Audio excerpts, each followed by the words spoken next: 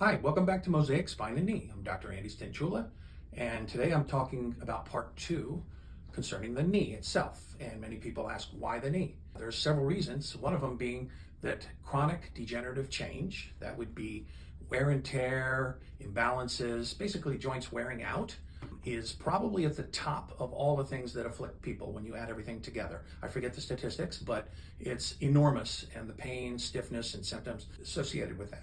There are so many people in line for instance, knee replacements, and talking about bone on bone. And in reality, bone on bone, there's a lot of room for improvement in that quote scenario, but obviously there's times when other things need to be done.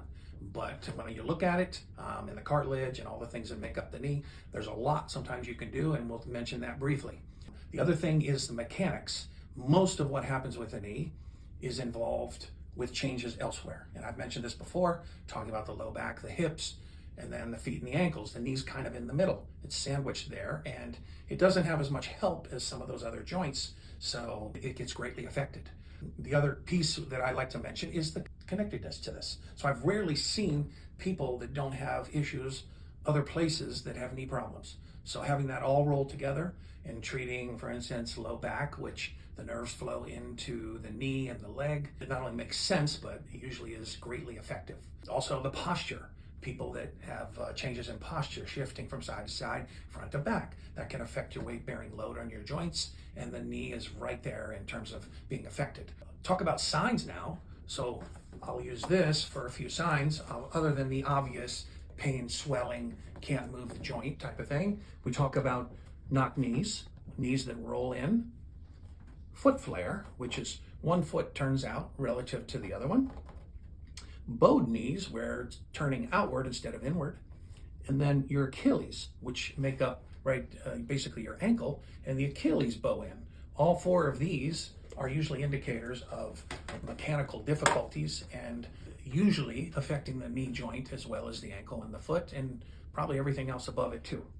What can be done is the most important piece of this, and I would say you have to ask yourself the question, are you one that just jumps into surgery or other more invasive protocols? Everything I do is to try to save the invasive things for later on if they're needed, but in reality, there's a lot you can do.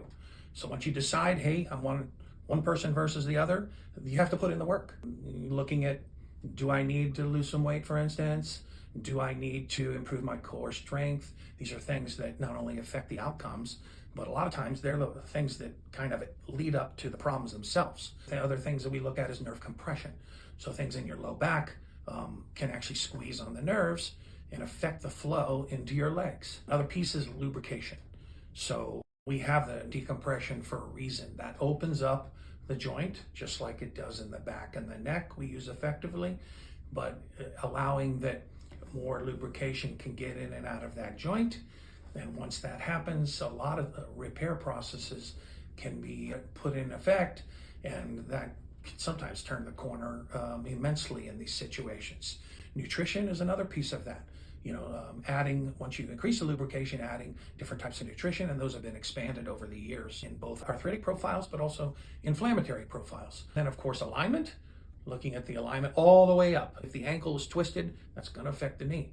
If the hips are off on level, that's going to affect the knees, obviously. And then sometimes, obviously, comparing one knee towards the other knee. I've had lots of people, for instance, they feel like, hey, I've got to have them both done.